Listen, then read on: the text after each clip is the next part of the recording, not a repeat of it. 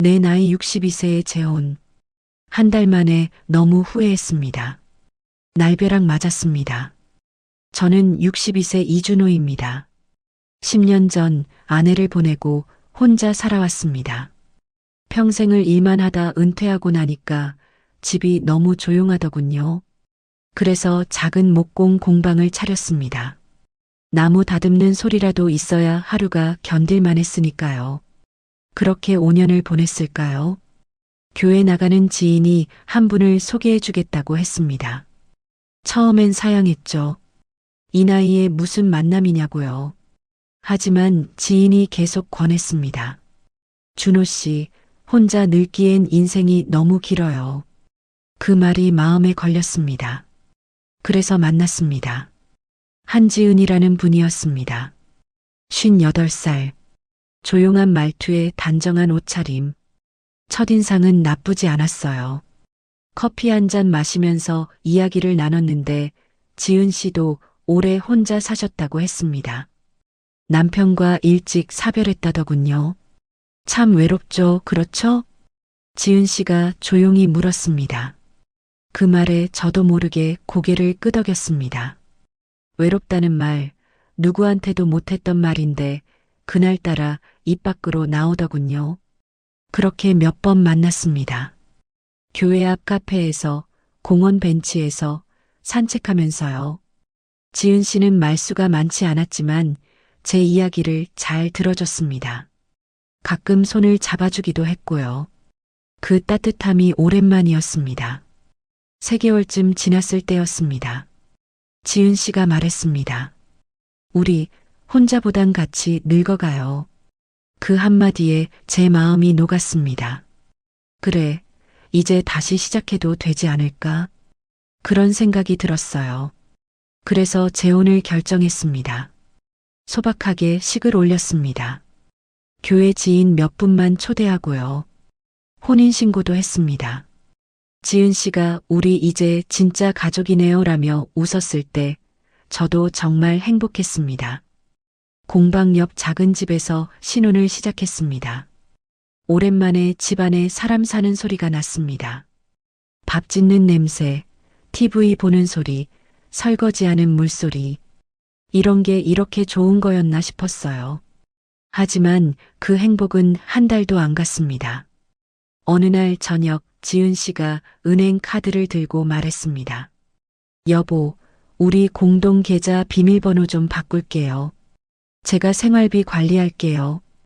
그게 편하잖아요. 순간 멈칫했습니다. 뭔가 이상했어요. 하지만 말했죠. 그래요. 당신이 편한 대로 해요. 지은 씨는 환하게 웃으며 제 어깨를 두드렸습니다. 고마워요, 여보. 제가 잘할게요. 그날 밤 이불 속에서 잠이 안 왔습니다. 뭔가 가슴 한쪽이 답답했어요. 그냥 기분 탓이겠지. 저는 스스로를 다독였습니다. 하지만 그게 시작이었습니다. 며칠 뒤부터 지은 씨 행동이 달라졌습니다. 외출이 잦아졌어요. 전에는 집에만 있던 사람이 갑자기 약속이 많아졌습니다. 오전에 나가서 저녁에 들어오는 날도 있었죠. 어디 갔다 와요? 물으면 대답은 늘 비슷했습니다. 친구 만나고 왔어요. 딸 일 때문에 좀 다녀왔어요. 딸이 있다는 건 알고 있었습니다. 유학 준비 중이라고 들었어요. 하지만 그 딸 이야기는 처음 만났을 때 한 번 들었을 뿐, 그 이후론 거의 안 나왔습니다. 근데 갑자기 딸 이야기가 자주 나왔어요. 뭔가 이상했습니다. 그리고 옷차림도 달라졌습니다. 처음 만났을 때 지은 씨는 수수한 스타일이었어요. 근데 요즘엔 새 옷을 자주 입고 나갔습니다. 명품 가방도 하나 샀더군요. 백화점 쇼핑백을 들고 들어오는 걸 봤어요. 그거 비싼 거 아니에요? 물었더니 지은 씨가 웃으며 말했습니다. 세일하길래 샀어요. 괜찮아요. 그러면서 제 팔을 살짝 잡았습니다. 여보는 걱정이 너무 많아요. 그 순간 또 그냥 넘어갔습니다. 의심하는 제가 이상한 것 같았어요. 아내를 의심하다니. 그건 아니잖아요. 하지만 밤마다 잠이 안 왔습니다. 뭔가 불안했어요. 옆에서 자는 지은 씨를 보면 낯설었습니다. 이 사람이 정말 제 아내가 맞나? 그런 생각이 들었어요. 그러던 어느 날 밤이었습니다. 화장실에 가려고 일어났는데 방문 틈새로 불빛이 새어나왔습니다. 지은 씨가 아직 안 자고 있었어요. 뭐 하나 싶어서 가까이 갔습니다. 그때 들렸습니다. 전화 통화하는 소리였어요. 그건 당신 이름으로 해야 안전해요. 낮게 속삭이는 목소리였습니다. 제가 듣던 지은 씨 목소리가 아니었어요. 더 차갑고 날카로웠습니다. 심장이 쿵쾅거렸습니다. 누구랑 통화하는 거지? 무슨 이야기를 하는 거지? 문을 열려다 멈췄습니다. 이러면 안 되는데. 아내를 몰래 엿듣다니. 하지만 발이 떨어지지 않았어요. 그때 지은 씨가 전화를 끊었습니다. 문이 열렸어요. 저와 눈이 마주쳤습니다. 여보, 왜 여기 서 있어요? 지은 씨가 웃으며 물었습니다. 평소처럼 부드러운 목소리였어요. 아까 그 차갑던 목소리는 온데간데 없었습니다. 아, 화장실 가려고요. 전화하셨어요? 응, 딸이랑 얘기했어요. 유학 준비 때문에요. 자연스러웠습니다. 너무 자연스러웠어요. 그래서 더 이상했습니다. 이 밤중에요? 시차 때문이에요. 딸이 지금 외국에 있거든요. 또 그럴듯한 대답이었습니다. 반박할 여지가 없었어요. 지은 씨는 제 손을 잡으며 말했습니다. 여보, 걱정 많이 하시네요. 괜찮아요. 자러 가요. 그렇게 방으로 돌아왔습니다. 하지만 잠이 올 리 없었죠. 옆에서 지은 씨는 금방 코를 골았습니다. 편안해 보였어요. 저만 뒤척였습니다. 천장을 보면서 생각했습니다. 내가 예민한 건가?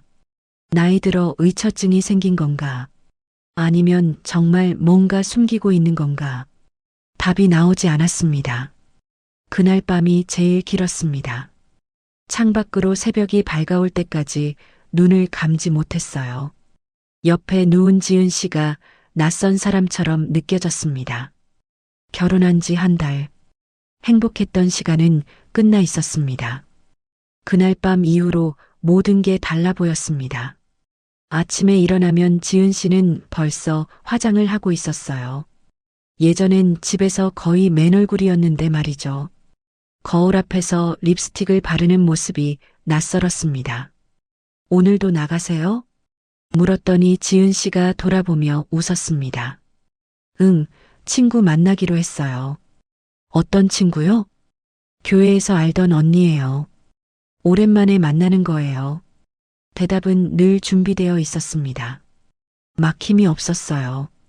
그게 더 의심스러웠죠. 지은 씨가 나가고 나면 집은 다시 조용해졌습니다. 공방에서 일을 하려고 해도 집중이 안 됐어요. 톱질을 하다가도 멍하니 시계만 봤습니다. 지은 씨가 언제 들어올까? 뭘 하고 있을까? 오후 5시쯤 현관문이 열렸습니다. 지은 씨가 쇼핑백을 들고 들어왔어요. 또 새 옷을 산 모양이었습니다. 또 쇼핑하셨어요? 아, 이거 친구가 같이 백화점 가자길래요. 세일하는 거 몇 개 샀어요. 지은 씨는 가방에서 옷을 꺼내 보여줬습니다. 브랜드 로고가 선명했어요. 세일 상품 같아 보이지 않았습니다. 얼마였어요? 순간 지은 씨 표정이 굳었습니다. 하지만 금방 웃음을 지었어요. 그렇게 비싸지 않았어요. 걱정 마세요. 그리고는 주방으로 가버렸습니다. 더 이상 물어볼 수가 없었어요. 제가 잔소리꾼처럼 느껴졌습니다. 저녁을 먹으면서도 불편했습니다. 지은 씨는 밝게 이야기를 했지만 제 대답은 짧았어요. 뭔가 마음에 걸렸거든요. 여보, 요즘 왜 그래요? 표정이 안 좋아요. 지은 씨가 물었습니다. 아니에요. 그냥 피곤해서요. 나이 들면 쉽게 피곤해지죠. 일찍 자요. 다정한 말투였습니다. 하지만 제 가슴속 의심은 커져만 갔어요. 며칠이 더 지났습니다. 지은 씨 외출은 계속됐어요. 거의 매일 나갔습니다. 어떤 날은 오전에 나가서 저녁 8시가 넘어서 들어왔죠. 어디 갔다 왔어요? 오늘 늦었네요. 딸이랑 만났어요. 유학 준비하느라 바빠서 오래 만났어요. 딸 이야기가 또 나왔습니다. 그런데 이상했어요. 딸 사진도 본 적 없었고 전화하는 것도 거의 못 봤습니다.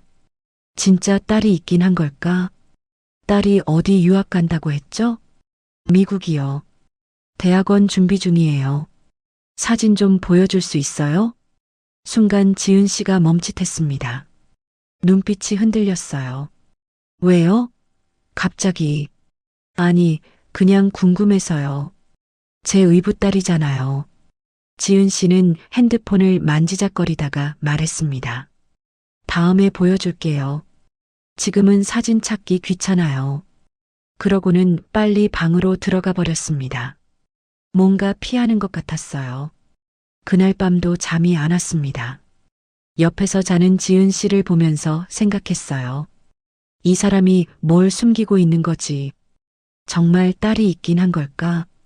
그리고 또 하나 이상한 게 있었습니다. 향수 냄새였어요. 지은 씨한테서 낯선 향수 냄새가 났습니다. 처음 만났을 때는 거의 무향이었어요. 향수를 안 뿌리는 스타일이었죠. 근데 요즘엔 짙은 향이 났습니다. 어느 날 물어봤어요. 향수 바꿨어요? 응, 친구가 선물로 줬어요. 괜찮죠? 네, 좋네요. 거짓말이었습니다. 전혀 안 좋았어요. 그 향수 냄새를 맡으면 속이 울렁거렸습니다. 일주일쯤 지났을 때였습니다. 지은 씨가 외출한 사이 집을 정리하다가 서랍에서 영수증 하나를 발견했어요. 백화점 영수증이었습니다. 금액을 보고 깜짝 놀랐습니다. 140만 원. 옷 한 벌에 그 돈을요. 세일 상품이라고 했는데 말이죠. 손이 떨렸습니다. 화가 나는 것보다 배신감이 먼저 왔어요. 왜 거짓말을 했을까? 그냥 솔직하게 말하면 되는 건데. 영수증을 다시 제자리에 넣었습니다. 따질 용기가 없었어요. 따지면 싸우게 될 것 같았고, 싸우면 이 결혼이 깨질 것 같았습니다. 그날 저녁 지은 씨가 들어왔을 때 아무 말도 하지 않았습니다. 그냥 TV를 보는 척 했어요. 지은 씨는 제 옆에 앉아서 말했습니다. 여보, 요즘 왜 이래요? 나한테 화났어요? 아니에요. 근데 말을 안 해요. 뭔가 불편한 거 있으면 말해요. 말하고 싶었습니다. 당신이 뭘 숨기냐고, 왜 거짓말을 하냐고 물어보고 싶었어요. 하지만 입이 떨어지지 않았습니다. 그냥 피곤해요. 그렇게 또 넘어갔습니다. 그러던 어느 날 밤이었습니다. 새벽 2시쯤 됐을 거예요. 목이 말라 일어났습니다. 부엌에 물을 마시러 가는데 지은 씨 방에서 불빛이 새어나왔어요. 또 전화 하나. 이 시간에 발소리를 죽이고 문 쪽으로 다가갔습니다. 나쁜 짓인 건 알았어요.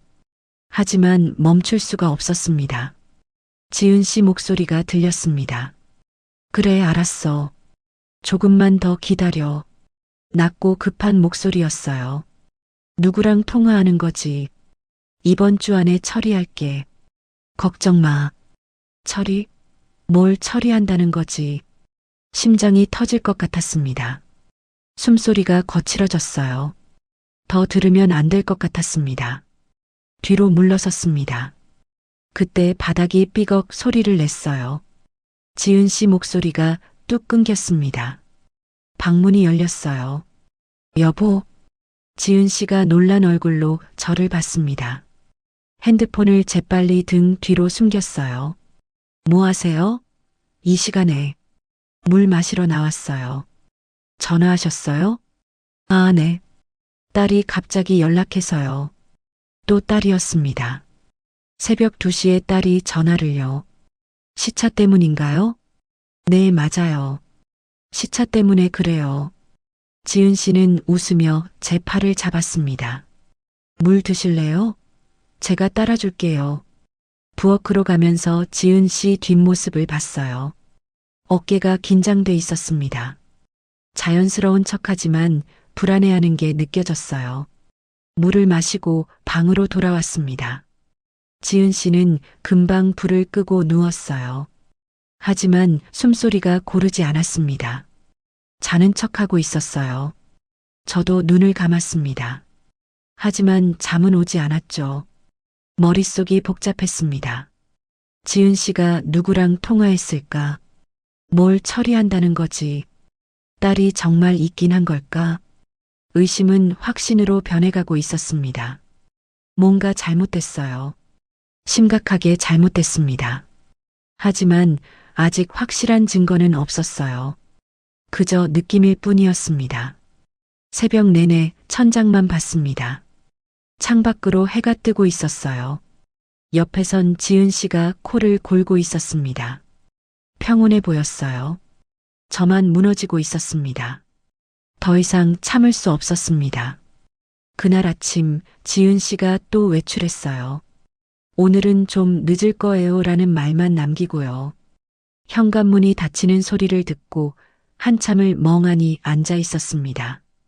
확인해야 했어요. 더 이상 미룰 수 없었습니다. 서랍을 열었습니다. 통장이 있던 자리였어요. 손이 떨렸습니다.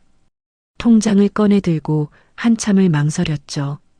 이걸 보면 안 될 것 같았어요. 보면 모든 게 끝날 것 같았습니다. 하지만 봐야 했습니다. 은행 앱을 켰어요. 비밀번호를 눌렀는데 틀렸다고 나왔습니다. 다시 눌렀어요. 또 틀렸습니다. 가슴이 철렁했습니다. 지은 씨가 비밀번호를 바꿨다고 했던 게 기억났어요. 그때 뭔가 이상하다고 느꼈어야 했는데 여러 번 시도 끝에 겨우 로그인했습니다. 제 생년월일로 비밀번호를 바꿔놨더군요. 화면이 뜨는 순간 숨이 멎었어요. 잔액 12,000원. 눈을 감았다 다시 떴습니다. 착각인가 싶었어요. 하지만 숫자는 그대로였습니다. 12,000원. 퇴직금 2천만 원이 들어있던 계좌였습니다. 생활비로 모아둔 돈도 있었어요. 다 합치면 3천만 원 가까이 됐죠. 그게 12,000원으로 줄어 있었습니다. 거래 내역을 눌렀어요. 손이 너무 떨려서 화면을 제대로 못 봤습니다. 몇 번이고 다시 봤죠. 출금, 출금, 출금. 일주일 전부터 매일같이 돈이 빠져나갔어요. 100만 원, 200만 원, 500만 원. 그렇게 며칠 만에 모든 돈이 사라졌습니다. 핸드폰이 손에서 떨어졌습니다. 바닥에 나뒹굴었어요. 하지만 주울 힘이 없었습니다. 그냥 그 자리에 주저앉았습니다. 얼마나 앉아 있었을까요? 해가 중천에 떠 있었습니다. 온몸에 힘이 빠졌어요. 일어서려고 해도 다리가 말을 안 들었습니다. 지은 씨한테 전화했어요. 신호음이 길게 울렸습니다. 받지 않았어요. 다시 걸었죠. 또 안 받았습니다. 문자를 보냈습니다. 지은 씨, 통장 확인했어요. 전화 좀 해요. 전송 실패. 다시 보냈습니다. 전송 실패. 핸드폰 번호가 막혔습니다. 아니, 번호 자체를 바꾼 것 같았어요. 그제야 깨달았습니다. 지은 씨가 도망간 거라고. 집안을 돌아봤어요. 지은 씨 짐이 있던 자리가 텅 비어 있었습니다. 옷장을 열어봤죠. 옷도 없었어요. 화장품도 가방도 신발도 모두 사라졌습니다. 언제 뺀 거지? 어떻게 이렇게 깨끗하게 사라질 수 있지? 거실로 나왔습니다. 식탁 위에 뭔가 놓여 있었어요. 커피잔이었습니다. 아직 따뜻했어요. 오늘 아침에 마신 거였죠.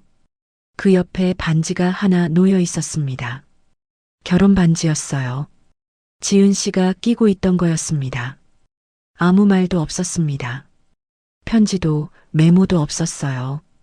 그냥 반지만 덩그러니 놓여 있었습니다. 반지를 집어들었어요. 가벼웠습니다. 너무 가벼웠어요. 이게 우리 결혼의 전부였나? 이렇게 가볍게 끝나는 거였나? 손에서 반지가 떨어졌습니다. 바닥에 떨어져 대굴대굴 굴렀어요. 소리가 이상하게 크게 들렸습니다. 그 소리가 멈추자 집이 너무 조용했어요. 숨소리밖에 안 들렸습니다. 소파에 앉았습니다. 아무 생각도 나지 않았어요. 그냥 멍하니 벽만 봤습니다. 시계를 봤어요. 오후 3시. 지은 씨가 나간 지 5시간이 지났습니다. 돌아올 리 없었어요. 이미 멀리 떠났을 겁니다. 평생 모은 돈이었습니다. 은퇴하고 조용히 살려고 아껴둔 돈이었어요. 혹시 아플 때를 대비해서, 혹시 뭐가 필요할 때를 위해서 모아둔 돈이었습니다. 그게 한 달 만에 사라졌습니다. 믿었던 사람한테 다 빼앗겼어요. 웃음이 나왔습니다. 슬퍼서 웃는 건지, 황당해서 웃는 건지 모르겠더군요. 그냥 웃음이 나왔어요. 한참을 웃다가 울었습니다. 소리내서 울었어요. 이 나이에 이렇게 우는 건 처음이었습니다. 바보 같았어요. 어떻게 이렇게 쉽게 속을 수 있었을까? 어떻게 의심도 안 하고 돈을 맡길 수 있었을까? 우리 돈이잖아요. 제가 관리할게요. 지은 씨가 했던 말이 귓가에 맴돌았습니다. 그때 느꼈던 불안감이 떠올랐어요. 그때 막았어야 했는데, 그때 의심했어야 했는데, 후회해봤자 소용없었습니다. 이미 늦었어요. 해가 지고 있었습니다. 집안이 어두워졌어요. 불도 켜지 않았습니다. 그냥 어둠 속에 앉아 있었어요. 얼마나 지났을까요? 밤이 됐습니다. 배도 안 고팠어요. 목도 안 말랐습니다. 그냥 아무것도 하기 싫었어요. 핸드폰이 울렸습니다. 누군가 싶어봤더니 모르는 번호였어요. 받지 않았습니다. 또 울렸어요. 계속 울렸습니다. 짜증이 났습니다. 받았어요. 여보세요. 목소리가 쉬어 있었습니다. 혹시 한지은 씨 남편분 맞으세요? 낯선 남자 목소리였습니다. 네, 그런데요. 저는 박성진이라고 합니다. 급하게 연락드려서 죄송한데요. 말씀드릴 게 있어서요. 무슨 일이신데요? 잠시 침묵이 흘렀습니다. 그리고 그 사람이 말했어요. 저도 그 사람 남편이었습니다. 순간 귀를 의심했습니다. 뭐라고요? 한지은 씨, 저도 그 사람한테 당했습니다. 2년 전에요. 전화기를 떨어뜨릴 뻔했습니다. 지금 무슨 말씀을, 지금 시간 괜찮으시면 만나서 얘기할까요? 할 말이 많습니다. 목소리가 떨렸어요. 그 사람도 저처럼 떨고 있었습니다. 네, 만납시다. 전화를 끊고 주저앉았습니다. 남편이 또 있었다고요. 그것도 2년 전에. 그럼 저는 뭡니까? 저는 대체 뭔데? 머리가 하얘졌습니다. 다음 날 저녁 박성진 씨를 만났습니다. 조용한 카페였어요. 구석자리에 앉아 기다리고 있었는데 문이 열리면서 한 남자가 들어왔습니다. 60대 초반쯤 돼 보였어요. 지친 얼굴이었습니다. 이준호 씨 맞으시죠? 네, 앉으세요. 박성진 씨가 천천히 앉았습니다. 커피를 시키지도 않고 바로 말문을 열었어요. 얼마나 당하셨어요? 3천만 원 정도요. 박성진 씨가 쓴웃음을 지었습니다. 저는 5천만 원이었습니다. 그 말에 가슴이 내려앉았어요. 5천만 원. 저보다 더 많이 당했다는 얘기였습니다. 언제 일이었어요? 2년 전입니다. 똑같았어요. 교회 지인 소개로 만났고 몇 달 사귀다가 재혼했죠. 박성진 씨 목소리가 떨렸습니다. 그 사람도 외로워 보였어요. 남편 잃고 혼자 살아왔다고 했습니다. 딸이 유학 중이라고도 했고요. 똑같았습니다. 제가 들었던 이야기와 한 글자도 다르지 않았어요. 저도 그 말 들었습니다. 딸이 미국 유학 준비 중이라고요. 거짓말이에요. 딸 같은 건 없어요. 박성진 씨가 단호하게 말했습니다. 전부 꾸며낸 이야기예요. 그 사람은 그렇게 상대의 동정심을 유발합니다. 외로운 과부, 유학 가는 딸, 힘든 과거. 전부 각본이에요. 머리가 지끈거렸습니다. 그럼 지은 씨가 했던 모든 말이 거짓이었단 말인가요? 결혼하고 얼마 만에 돈이 사라졌어요? 한 달 반이요. 공동 계좌 만들자고 해서 만들었는데 어느 날 보니까 다 없어졌어요. 그 사람도 사라지고요. 신고는 안 하셨어요? 박성진 씨가 고개를 저었습니다. 했죠. 당연히 했습니다. 근데 혼인신고가 돼 있으니까 부부 재산이라고 하더군요. 사기로 입증하기 어렵다고요. 그럼 그냥 당한 거예요? 네. 경찰도 손 쓸 수 없다고 했어요. 증거가 부족하다고요. 절망적이었습니다. 그럼 저도 돈을 돌려받을 수 없단 말인가요? 박성진 씨가 가방에서 서류를 꺼냈어요. 이거 보세요. 서류를 받아들었습니다. 인터넷 기사 출력물이었어요. 제목을 보고 숨이 막혔습니다. 황혼 재혼 사기주의보 같은 수법 피해자 속출. 기사를 읽었습니다.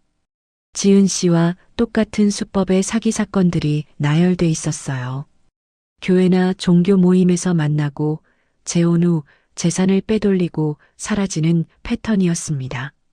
한지은이라는 이름도 가짜예요. 박성진 씨가 말했습니다. 저한테는 김미선이라고 했어요. 다른 피해자한테는 또 다른 이름을 썼고요. 손이 떨렸습니다. 이름까지 가짜였다니.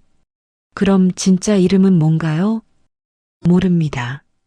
주민번호도 도용한 거예요. 제대로 된 신분은 확인이 안 돼요. 믿을 수가 없었습니다. 어떻게 이런 일이 가능한 거죠?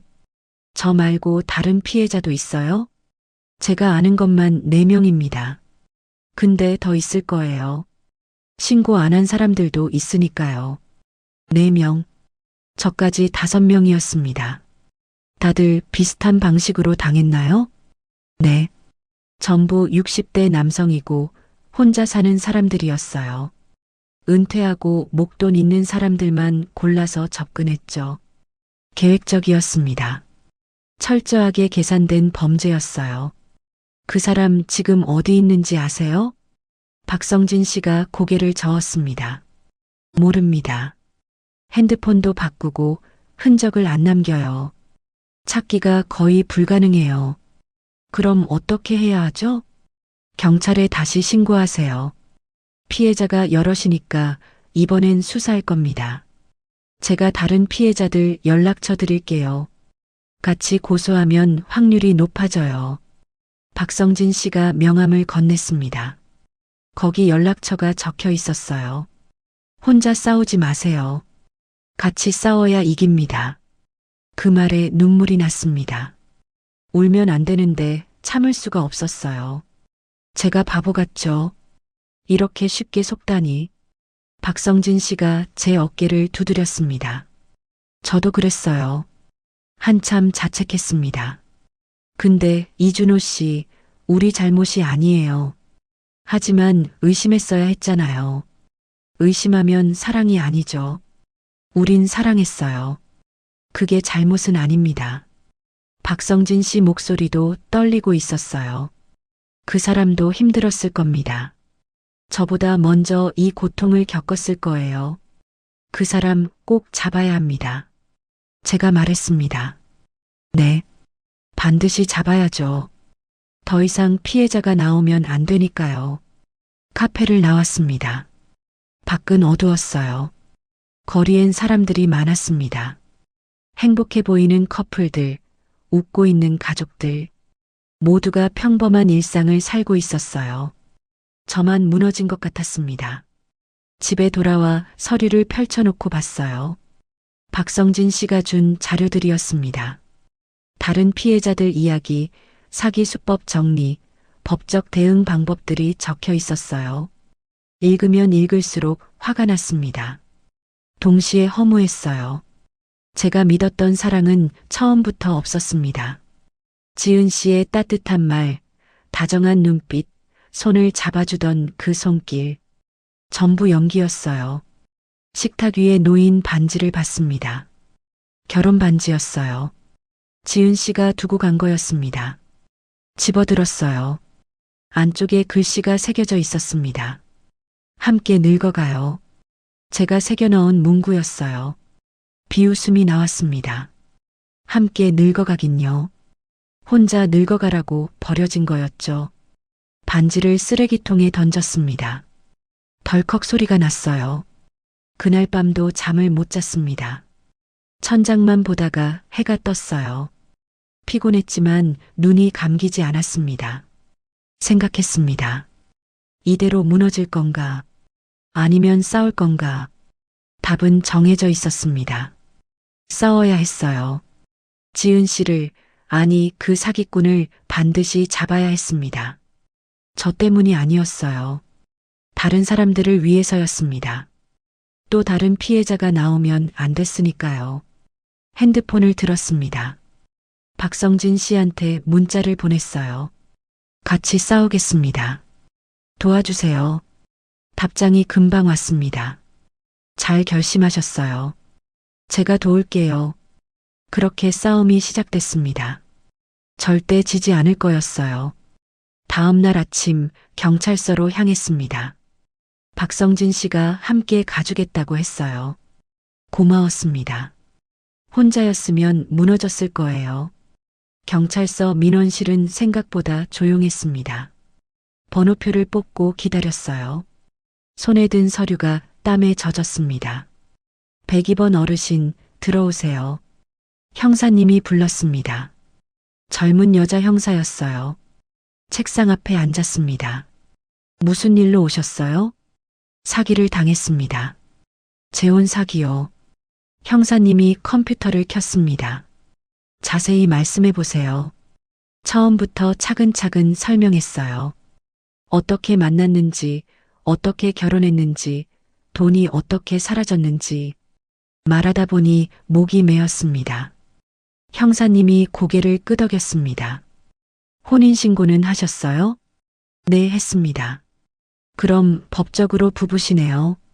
부부간 재산 문제는 민사예요. 사기로 입증하기 어려워요. 예상했던 대답이었습니다. 박성진 씨도 같은 말을 들었다고 했으니까요. 근데 피해자가 여럿입니다. 같은 수법으로 여러 명을 속였어요. 박성진 씨가 거들었습니다. 그리고 자료를 꺼내 보여줬어요. 이 사람들 전부 같은 사람한테 당했습니다. 형사님이 자료를 받아들고 봤습니다. 표정이 굳어졌어요. 피해자가 5명이요? 네. 아마 더 있을 겁니다. 형사님이 한참 자료를 보더니 말했습니다. 이 정도면 상습 사기로 수사할 수 있어요. 정식으로 고소장 접수하세요. 가슴이 뛰었습니다. 희망이 보였어요. 어떻게 하면 되죠? 증거 자료 모두 정리해서 제출하세요. 통장 내역, 문자 기록, 통화 내역, 뭐든지요. 많을수록 좋아요. 알겠습니다. 경찰서를 나왔습니다. 박성진 씨가 물었어요. 변호사 선임할 거예요? 해야 할까요? 하는 게 좋아요. 혼자서는 힘들어요. 박성진 씨가 명함을 꺼냈습니다. 제가 상담받았던 변호사예요. 이런 사건 전문으로 하시는 분이에요. 명함을 받았습니다. 김세라 변호사, 여성 변호사더군요. 감사합니다. 다음 날 법률사무소를 찾아갔습니다.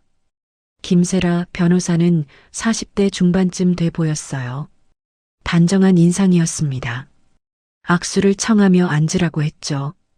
박성진 씨한테 얘기 들었어요. 많이 힘드셨죠? 네. 목이 메었습니다. 변호사님 앞에서 또 눈물이 날 것 같았어요. 일단 차근차근 정리해 봅시다. 가지고 온 자료 있어요? 가방에서 서류를 꺼냈습니다. 통장 사본, 혼인신고증, 문자네요. 제가 모을 수 있는 건 다 모았어요. 김세라 변호사가 하나씩 검토했습니다. 한참 보더니 말했어요. 이 정도면 소송 걸 수 있어요. 정말요?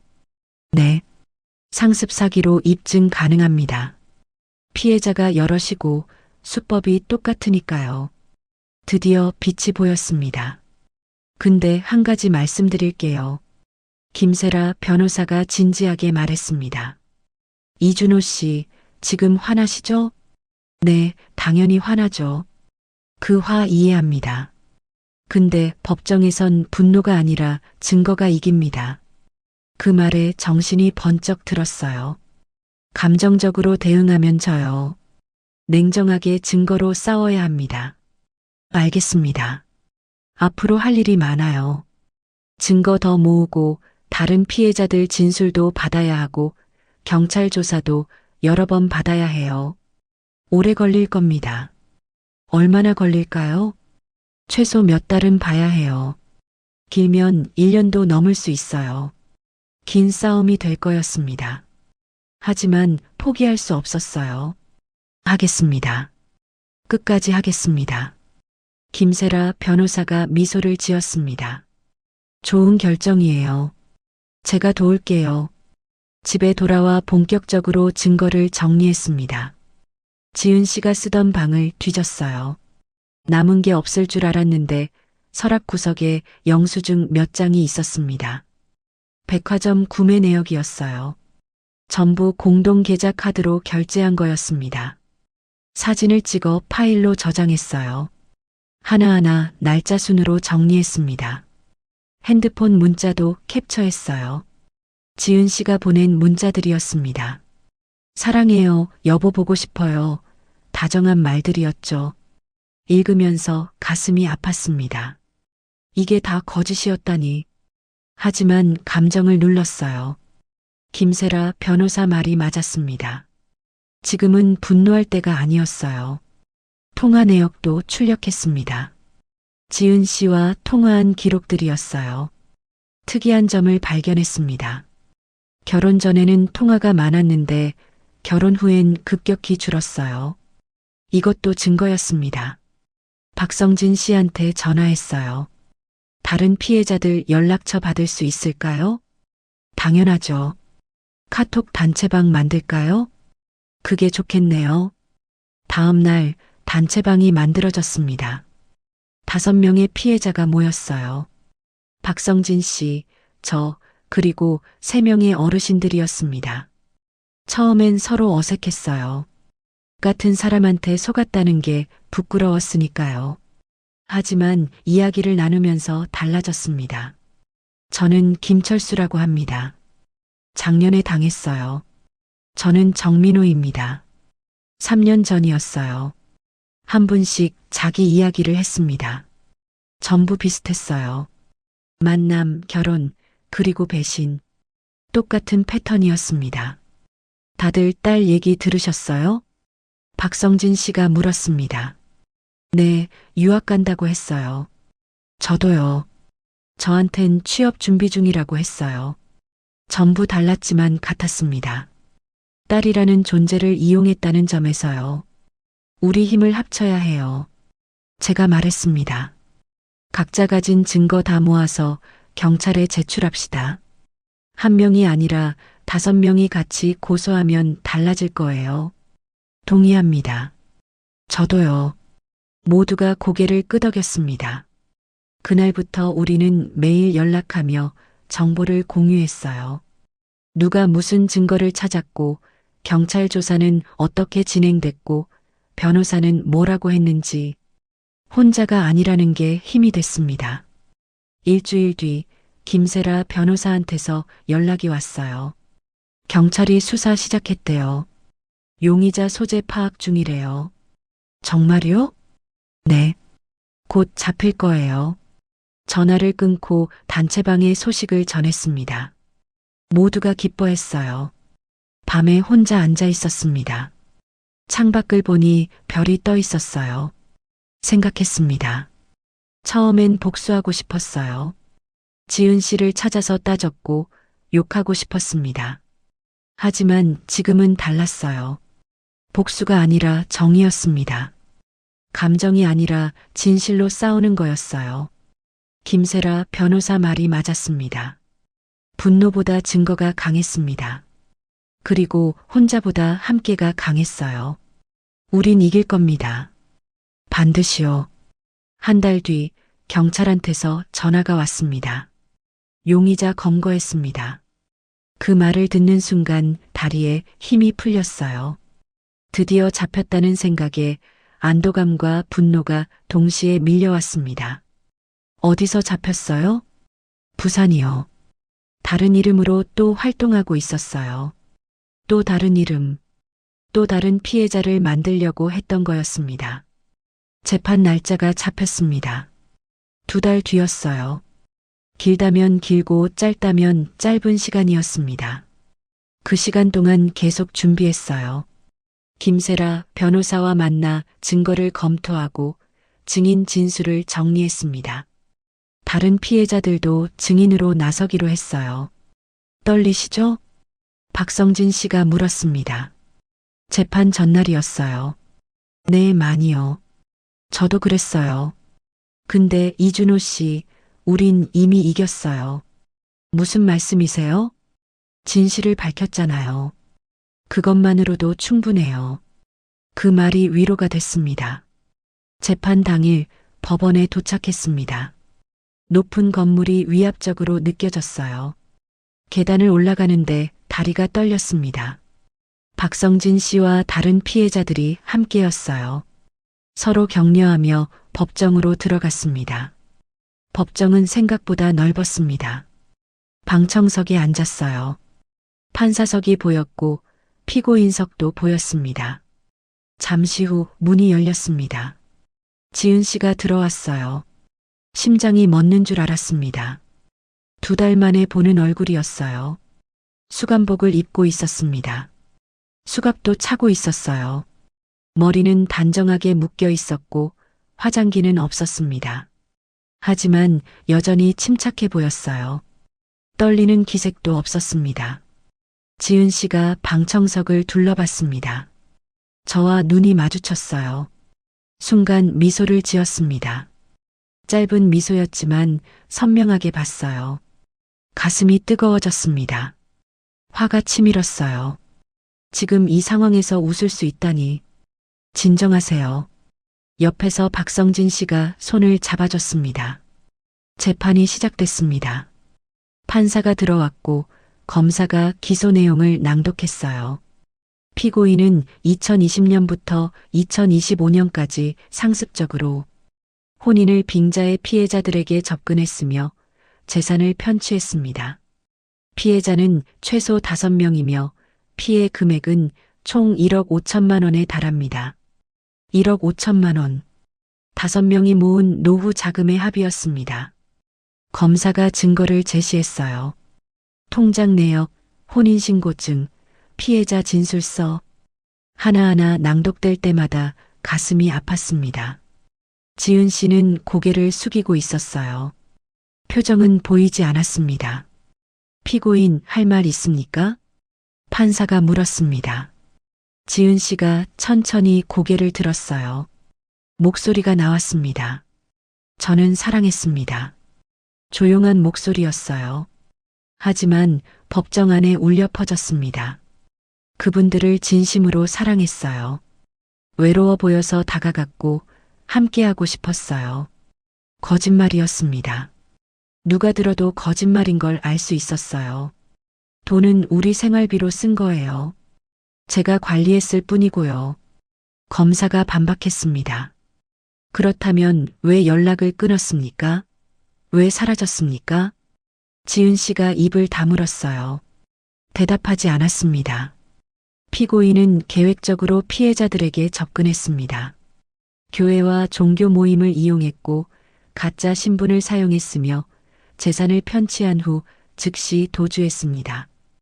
이는 명백한 사기 행위입니다. 검사의 목소리가 단호했어요. 증인 신문이 시작됐습니다. 박성진 씨가 먼저 증인석에 섰어요. 피고인과 어떻게 만났습니까? 교회 지인 소개로 만났습니다. 피고인은 본인을 김미선이라고 소개했어요. 결혼 후 어떤 일이 있었습니까? 한 달 반 만에 5천만 원이 사라졌습니다. 피고인도 사라졌고요. 박성진 씨 목소리가 떨렸습니다. 하지만 끝까지 진술했어요. 다음은 제 차례였습니다. 증인석에 섰습니다. 손이 떨렸어요. 지은 씨와 불과 몇 미터 떨어진 거리였습니다. 피고인과 언제 만났습니까? 작년 10월이었습니다. 피고인이 뭐라고 했습니까? 혼자 늙기보다 함께 늙어가자고 했습니다. 말하면서 목이 메었어요. 그때 그 말을 믿었던 제가 떠올랐습니다. 피고인을 사랑했습니까? 검사가 물었습니다. 네, 사랑했습니다. 지금은요? 잠시 침묵이 흘렀습니다. 지은 씨를 봤어요. 지금은 모르겠습니다. 사랑했던 그 사람이 진짜였는지도 모르겠어요. 증인석에서 내려왔습니다. 다리가 휘청거렸어요. 마지막 변론이 시작됐습니다. 김세라 변호사가 일어섰어요. 피고인은 노인들의 외로움을 악용했습니다. 사랑을 미끼로 신뢰를 얻었고 그 신뢰를 이용해 재산을 편취했습니다. 이는 용서받을 수 없는 범죄입니다. 변호사 목소리가 법정을 울렸습니다. 피해자들은 평생 모은 노후 자금을 잃었습니다. 돈만 잃은 게 아니에요. 사람을 믿는 마음까지 잃었습니다. 피고인에게 마땅한 처벌을 내려주시길 바랍니다. 판사가 고개를 끄덕였습니다. 피고인, 마지막으로 할 말 있습니까? 지은 씨가 일어섰어요. 저를 쳐다봤습니다. 사람을 믿은 게 죄인가요? 그 말에 참았던 감정이 터졌습니다. 자리에서 일어났어요. 사람을 속인 게 죄입니다. 제 목소리가 법정에 울렸습니다. 지은 씨가 미소를 지었어요. 차가운 미소였습니다. 그리고 고개를 돌렸어요. 더 이상 저를 보지 않았습니다. 판사가 말했습니다. 피고인 한지은 상습 혼인빙자 사기 및 재산 편취죄로 징역 4년을 선고합니다. 쾅! 망치 소리가 울렸습니다. 끝났습니다. 지은 씨가 끌려나갔어요. 뒤돌아보지 않았습니다. 법정을 나왔습니다. 복도가 환하게 느껴졌어요. 박성진 씨가 어깨를 두드렸습니다. 수고하셨어요. 감사합니다. 김세라 변호사도 다가왔어요. 좋은 결과 나왔어요. 축하드려요. 변호사님 덕분입니다. 하지만 기쁘지 않았습니다. 후련하지도 않았어요. 그냥 허무했습니다. 징역 4년. 그게 제 사랑의 값이었습니다. 법원을 나왔습니다. 햇살이 눈부셨어요. 새로운 시작이었습니다. 법원 계단을 내려갔습니다. 발걸음이 무거웠어요. 이겼다는 생각보다 텅 빈 기분이 들었습니다. 박성진 씨가 옆에서 걸었어요. 아무 말도 하지 않았습니다. 저도 말이 없었죠. 계단 아래에 다른 피해자분들이 기다리고 있었습니다. 수고하셨어요. 덕분에 좋은 결과 나왔어요. 서로 인사를 나눴습니다. 하지만 누구도 환하게 웃지 않았어요. 모두 침통한 얼굴이었습니다. 이긴 것 같은데 진 것 같았습니다. 커피라도 한잔 할까요? 박성진 씨가 제안했어요. 근처 카페로 갔습니다. 창가 자리에 앉았어요. 밖에는 사람들이 바쁘게 오가고 있었습니다. 기분이 어때요? 박성진 씨가 물었습니다. 잘 모르겠어요. 후련해야 하는데 그렇지가 않네요. 저도 그랬어요.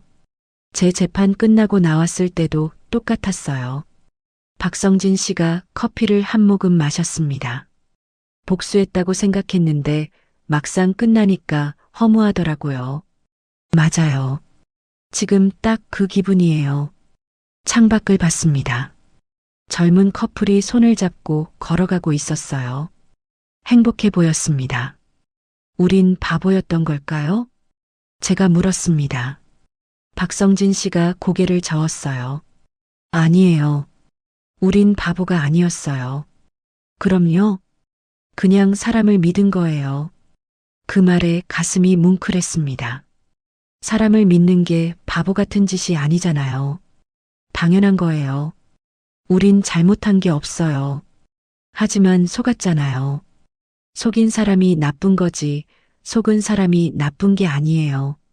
박성진 씨 목소리가 떨렸습니다. 우린 사랑했어요.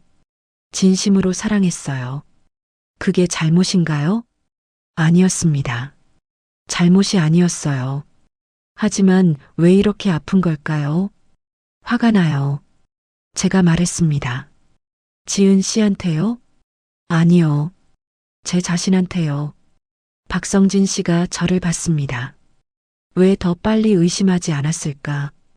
왜 그렇게 쉽게 믿었을까? 계속 그 생각만 들어요. 이준호 씨, 박성진 씨가 제 손을 잡았습니다. 그만 자책하세요. 우리 잘못 아니에요. 눈물이 났습니다. 참으려고 했는데 참을 수 없었어요. 근데 왜 이렇게 아프죠? 왜 이렇게 슬프죠? 당연해요. 사랑했으니까요. 박성진 씨도 눈시울이 붉어졌습니다.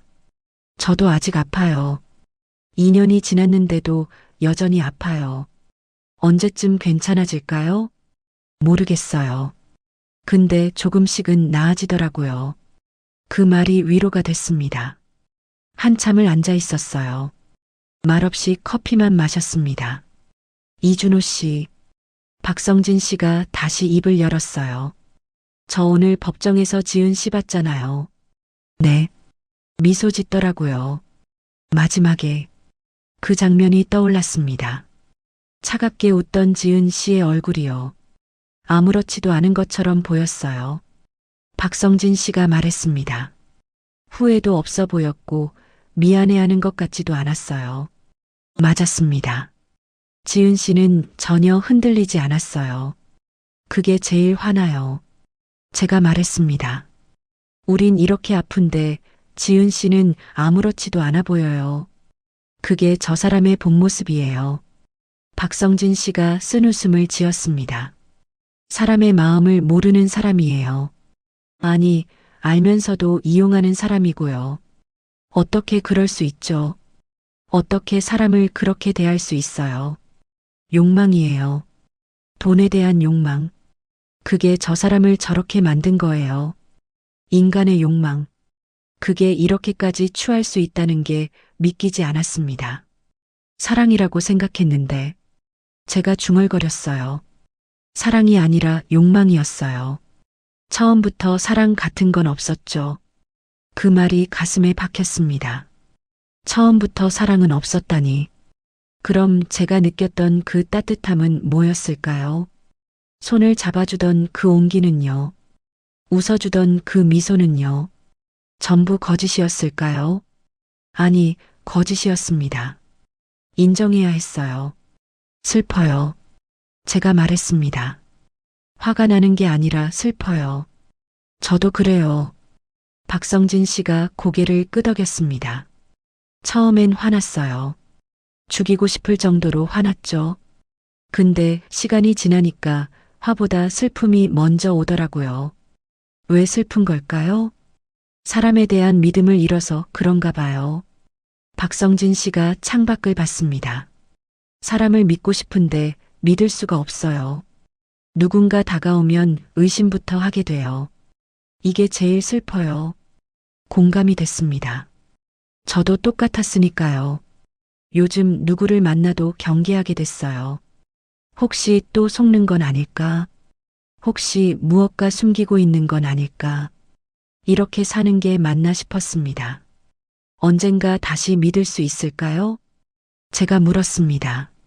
박성진 씨가 잠시 생각하더니 대답했어요. 모르겠어요. 솔직히 자신 없어요. 저도요. 저도요. 우린 한참을 말없이 앉아 있었습니다.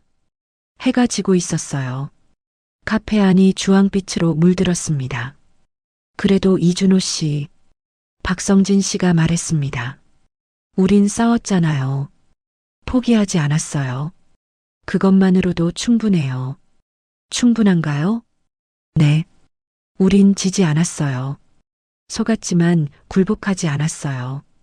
그게 중요해요. 그 말이 조금 위로가 됐습니다. 카페를 나왔어요. 밖은 어둑어둑했습니다. 집 찾아가세요? 네, 가야죠. 연락해요. 힘들 때 전화하세요. 감사합니다.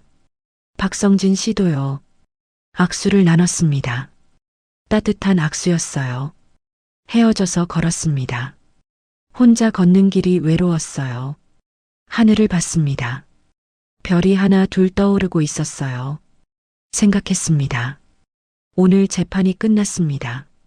지은 씨는 감옥에 갔어요. 정의는 실현됐습니다. 하지만 제 마음은 여전히 텅 비어 있었어요. 분노도 없었습니다. 복수의 쾌감도 없었어요. 그냥 허무했습니다. 사랑이라고 믿었던 시간이 한순간에 사기극으로 바뀌었습니다. 그게 제일 아팠어요. 인간의 욕망이 이렇게까지 추해질 수 있다는 게 슬펐습니다. 집에 도착했어요.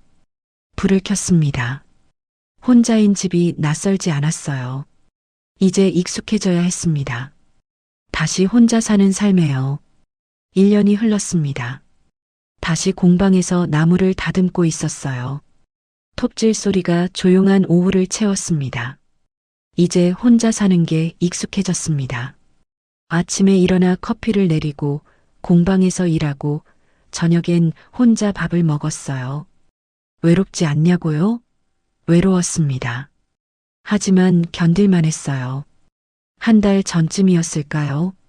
동네 복지관에서 연락이 왔습니다. 황혼 재혼 피해 예방 강연을 부탁드리고 싶은데요. 처음엔 거절하려 했어요. 제 이야기를 남들 앞에서 한다는 게 부담스러웠으니까요. 한번 생각해 보시고 연락 주세요. 복지관 담당자가 말했습니다. 며칠을 고민했어요. 박성진 씨한테 전화했습니다. 강연 요청 받았는데 어떻게 할까요? 하세요. 좋은 일이에요. 떨리는데요. 처음엔 다 그래요. 근데 하고 나면 후련해요. 저도 작년에 한 번 했어요. 박성진 씨 말에 용기를 냈습니다. 알겠어요. 해보겠습니다. 강연 날짜가 잡혔습니다. 한 달 뒤였어요. 그동안 준비했습니다. 무슨 말을 해야 할까? 어떻게 전달해야 할까? 밤마다 생각하고 또 생각했어요. 강연 전날 밤엔 잠을 거의 못 잤습니다. 긴장돼서요. 강연 당일 복지관에 도착했습니다. 강당은 생각보다 컸어요. 의자가 50개쯤 놓여 있었습니다. 사람들이 하나씩 들어왔어요. 대부분 60대 이상 어르신들이었습니다. 혼자 오신 분들이 많았어요. 제 이야기를 들으러 온 분들이었습니다. 강연이 시작됐습니다. 마이크를 잡았어요. 손이 떨렸습니다. 안녕하세요. 저는 이준호라고 합니다. 목소리가 울렸습니다. 오늘 제 경험을 나누려고 합니다. 부끄러운 이야기지만 여러분께 도움이 되길 바랍니다. 청중석을 봤어요. 모두 집중하고 있었습니다. 처음부터 이야기했습니다. 지은 씨를 만난 이야기, 재혼한 이야기, 돈을 잃은 이야기. 말하다 보니 목이 메었어요. 1년이 지났는데도 여전히 아팠습니다. 하지만 끝까지 이야기했어요. 제가 왜 이 이야기를 하냐면요. 잠시 멈췄습니다. 여러분이 저처럼 당하지 않길 바라서입니다. 청중석에서 고개를 끄덕이는 분들이 보였어요. 외로움은 약점이 아닙니다. 인간이라면 누구나 느끼는 감정이에요. 하지만 그 외로움을 이용하는 사람들이 있습니다. 목소리가 떨렸습니다. 조심하세요. 너무 빨리 믿지 마세요. 의심하는 게 나쁜 게 아니에요. 강연이 끝났습니다. 조용한 박수가 터져 나왔어요. 질문 시간이 있었습니다. 한 어르신이 손을 들었어요. 그 여자를 미워하시나요? 순간 말문이 막혔습니다. 미워하냐고요? 생각해 봤습니다. 지금 제 마음이 어떤지요? 미움보다 먼저 온 건 허무였습니다. 천천히 대답했어요. 화가 나고 분노했지만 그보다 더 컸던 건 허무함이었어요. 제가 믿었던 게 전부 거짓이었다는 게 허무했습니다. 어르신이 고개를 끄덕였습니다. 그럼 지금도 허무하신가요? 아니요. 제가 미소를 지었습니다. 허무 뒤엔 깨달음이 오더군요. 무슨 깨달음이요? 창밖을 봤어요. 봄볕이 들어오고 있었습니다. 사랑은 다시 올 수 있지만 신뢰는 한 번뿐이라는 거요. 강당이 조용해졌습니다. 저는 지은 씨를 사랑했어요. 진심으로 사랑했습니다. 그 사랑은 진짜였어요. 목소리가 떨렸지만 계속했습니다. 하지만 신뢰는 달랐어요. 한번 깨진 신뢰는 다시 돌아오지 않더라고요. 그게 제일 아팠습니다. 어르신들이 숙연한 표정으로 듣고 있었어요. 그래서 말씀드리고 싶어요. 사랑하세요. 다시 사랑할 수 있어요. 근데 신중하게 하세요. 신뢰는 한 번뿐이니까요. 강연이 끝나고 몇 분이 다가왔습니다. 좋은 말씀 감사합니다. 저도 비슷한 일 겪을 뻔했어요. 덕분에 정신 차렸습니다. 악수를 나눴어요. 따뜻한 손들이었습니다. 복지관을 나왔습니다. 봄바람이 불었어요. 걸으면서 생각했습니다. 1년 전 저는 무너져 있었어요. 재판이 끝났지만 마음은 여전히 아팠습니다. 하지만 지금은 달랐어요. 아직 완전히 회복된 건 아니었습니다. 가끔 밤에 잠 못 이루는 날도 있었고 사람을 만날 때 경계하는 제 모습을 발견하기도 했어요. 하지만 조금씩 나아지고 있었습니다. 공방으로 돌아왔어요. 나무 냄새가 반겼습니다. 작업대에 앉았습니다. 새로 만들던 의자가 있었어요. 마무리 작업이 남아 있었죠. 사포로 나무를 닦았습니다. 손끝에 나무결이 느껴졌어요. 생각했습니다. 제가 다시 맞은 봄은 사랑이 아니었습니다. 지은 씨와 함께했던 시간은 봄이 아니라 겨울이었어요. 차갑고 혹독한 겨울이었죠. 하지만 지금은 진짜 봄이 왔습니다. 저 자신을 되찾은 봄이었어요. 1년 동안 많은 걸 잃었습니다. 돈도, 신뢰도, 사랑에 대한 믿음도 잃었어요. 하지만 얻은 것도 있었습니다. 저 자신이었어요. 무너졌다가 다시 일어서는 법을 배웠습니다. 혼자 서는 법을 다시 익혔어요. 그게 이번 겨울이 준 선물이었습니다. 핸드폰이 울렸습니다. 박성진 씨였어요. 강연 어땠어요? 잘했어요. 덕분이에요.